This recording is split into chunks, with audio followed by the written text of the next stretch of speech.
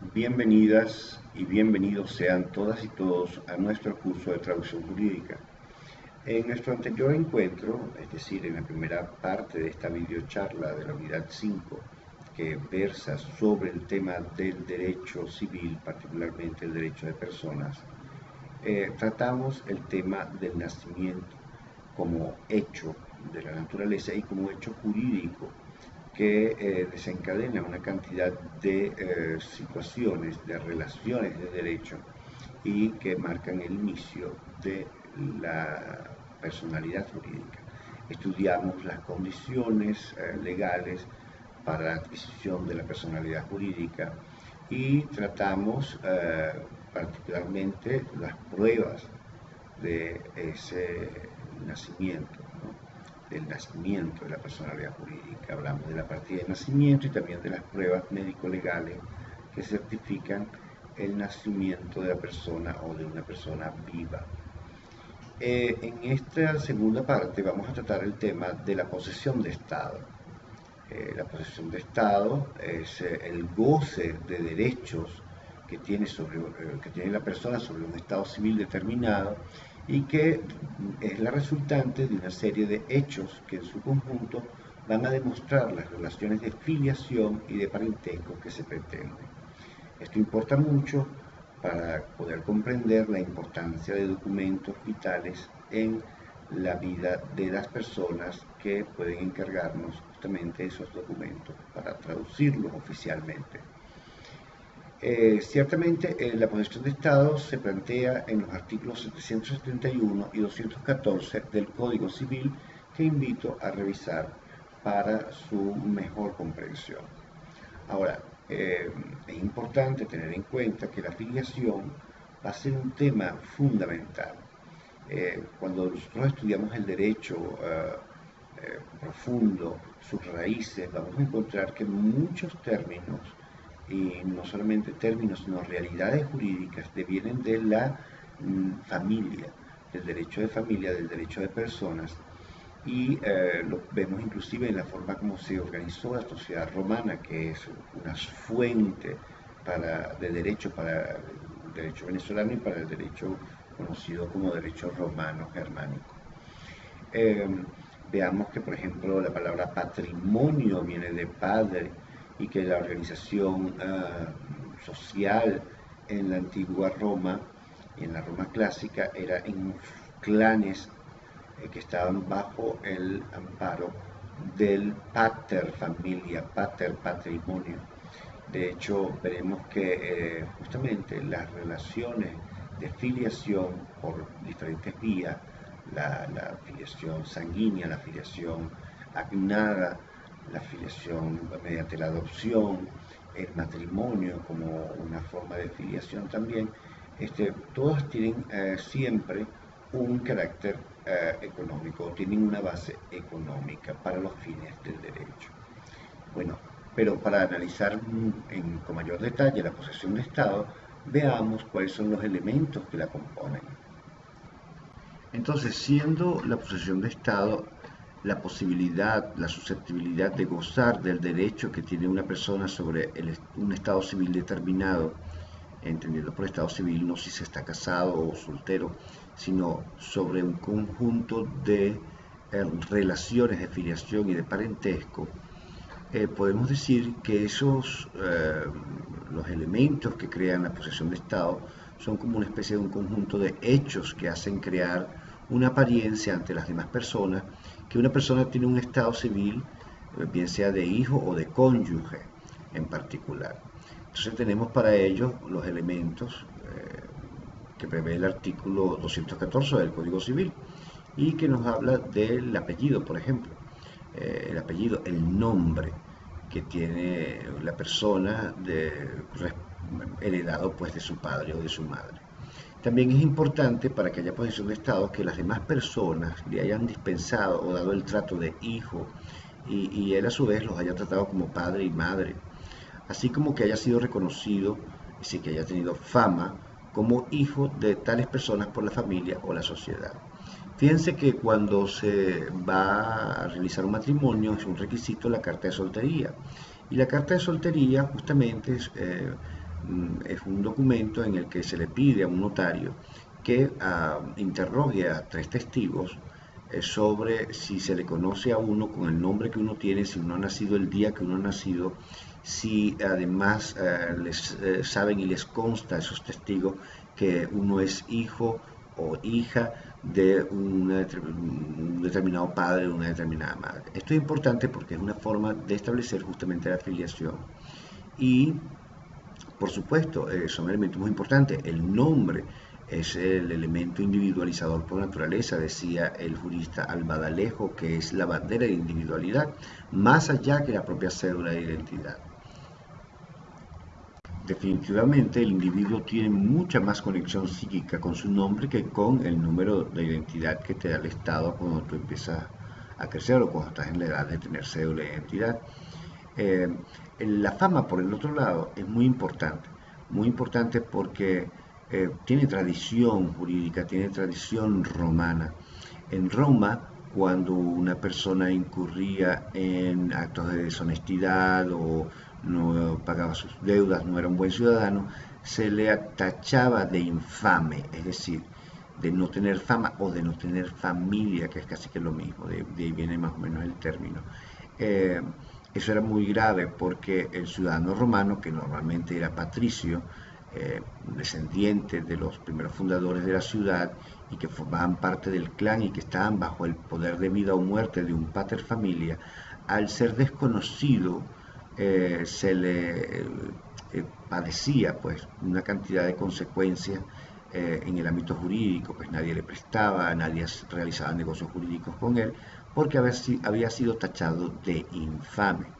Estos datos son muy importantes. Como explicaba, en la carta de soltería, por ejemplo, se solicita a los testigos o se le interroga a los testigos sobre estos elementos. Ahora, es importante decir que la posesión de Estado constituye una prueba supletoria. Cuando no existe la prueba principal, cuando no se tiene partida de nacimiento, por ejemplo, se puede acudir a testigos que sepan justamente si uno tiene el nombre que uno dice tener, si uno tiene el padre y la madre que dice tener y si de alguna manera se le reconoce en sociedad como la persona que ha nacido el día que es, como ocurre en las cartas de soltería.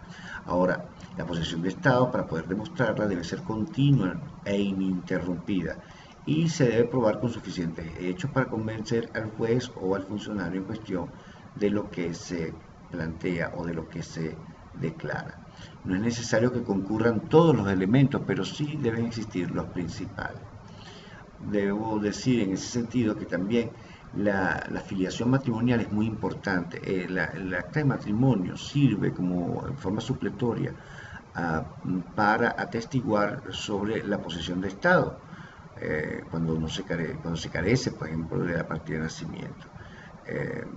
Y esto se puede hacer justamente cuando se incurre en los supuestos previstos en el artículo 458 del Código Civil.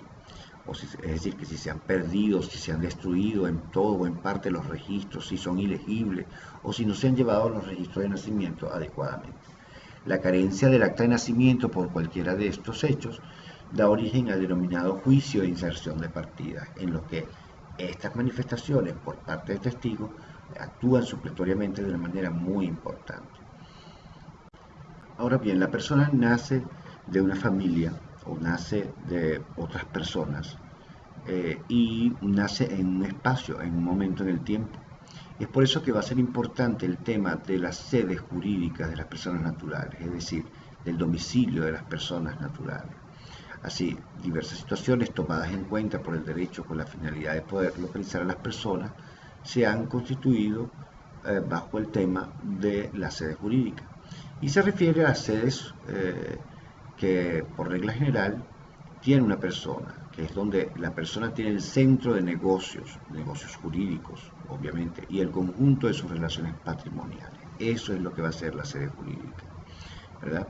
Existen diversas clases de sedes jurídicas, no solamente el domicilio. El domicilio es muy importante, por eso que colocamos en las actas o en cualquier documento que escribimos, en cualquier declaración jurídica que hacemos, el domicilio. Decimos de este domicilio para referirnos al sitio donde se firma el documento o donde se produce el documento. Eh, Entre las clases de sedes jurídicas tenemos el domicilio, la residencia y la morada, o la habitación o morada. Cuando hablamos de dirección de habitación nos referimos a eso. Puede darse el caso de que una persona tenga un domicilio, una residencia y una habitación en lugares distintos, porque la residencia es la sede más o menos estable de la persona, todo lugar donde la persona encuentre algo de manera más o menos prolongada. Eh, la residencia es el lugar donde habitualmente vive la persona, no es perpetua, no es continua, no se pierde o cambia por alejarse temporalmente de ese lugar. Ahora, el domicilio es una relación de derecho, la relación que obligatoriamente liga a una persona con un lugar preciso del territorio, en el cual se considera se encuentra siempre localizada. Mientras que la habitación o morada es la sede menos estable, es la cual el individuo habita ocasionalmente y que por lo tanto, y por regla general, no va a producir efecto.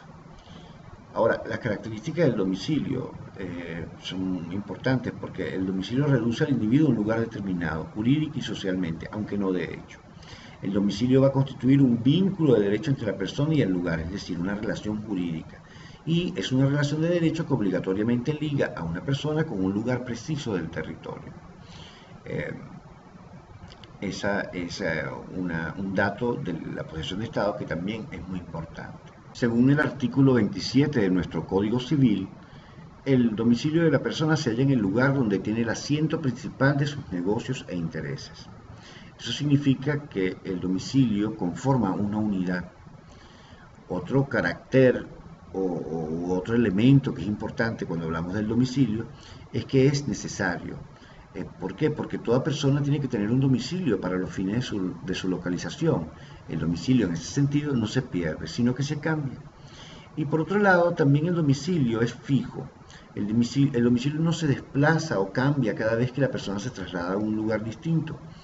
Esta permanencia del domicilio subsiste en el lugar en el que la persona se ha establecido. Y es por ello que cuando hacemos negocios jurídicos fuera de nuestro domicilio, eh, escribimos o colocamos en nuestras declaraciones fulano de tal, de tránsito en esta ciudad o de tránsito en esta jurisdicción, porque no es su domicilio, domiciliado en Caracas, por decir algo, y de tránsito en Barcelona.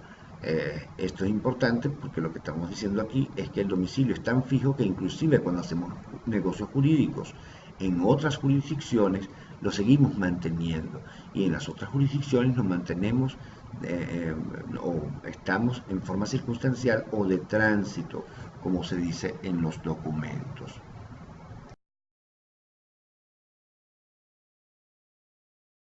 Bien, entonces nos cabe preguntar eh, ¿qué pasa? ¿Cómo se cerciora el Estado de que esos elementos se han dado, de que esas pruebas son realizables, de que los documentos son adecuadamente extendidos? Bueno, el Estado se vale del ordenamiento jurídico. Y nuestro ordenamiento jurídico, en particular nuestro Código Civil, ya ha previsto adecuadamente cómo se da cuenta o cómo se rinde cuenta de todos esos hechos jurídicos y de las relaciones jurídicas que se empiezan a desarrollar a partir del nacimiento.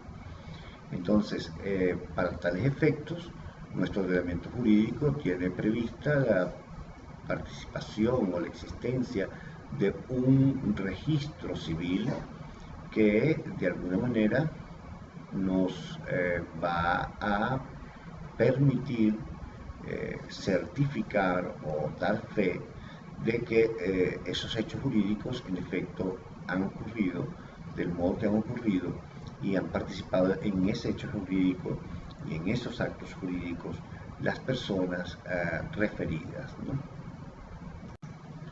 Y esto es muy importante porque no solo le interesa al Estado saber de las personas o poder determinar la existencia de las personas y de las relaciones jurídicas y de los actos jurídicos que tienen y que realizan, sino a los propios particulares les interesa poder saber o poder certificar que la persona con la que contratan en efecto es la persona que dice ser o La persona que contratan para trabajar es la persona que dice ser, y no solo que dice ser, sino que además vive o tiene sus asuntos jurídicos, sus negocios jurídicos en un determinado domicilio y un largo etcétera, ¿no? Entonces, para tales efectos, repito, el ordenamiento jurídico se vale del registro o de las actividades registrales. Existen diferentes tipos de registros. En Venezuela existen registros de diversa índole, como por ejemplo el registro civil, propiamente dicho, pero también el registro mercantil, existen registros de otros órdenes para fines tanto comerciales como civiles o militares, inclusive para fines sociales tenemos registros, catastros de alguna manera, de las personas que existen o que practican una determinada actividad o incurren en una determinada conducta. Entonces, veamos qué es el registro civil para poder comprender esto a mayor profundidad. El registro civil tiene por finalidad servir de fuente de información sobre el estado de las personas, es decir, sobre la posesión de estado de las personas, sobre los datos que informan la posesión de estado, y suministrar medios probatorios de fácil obtención para los negocios y los actos jurídicos que requieran hacerse y de los cuales necesito conocer el estado. Ahora, el artículo 3 de nuestro Código Civil venezolano se refiere a todos aquellos actos y hechos que son susceptibles de ser registrados, que son registrables.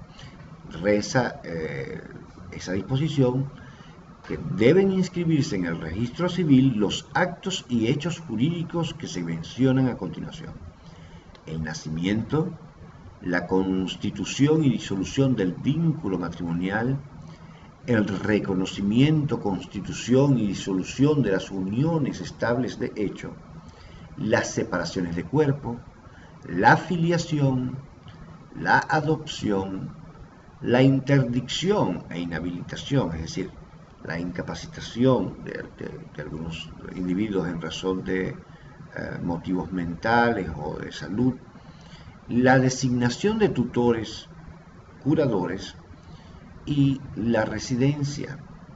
Esto veamos que son documentos que a veces se mandan a traducir y que de alguna manera todos van a estar relacionados con la posesión de esto. Entre los documentos registrables, el tipo de documentos registrables de mayor uso, se encuentra el acta.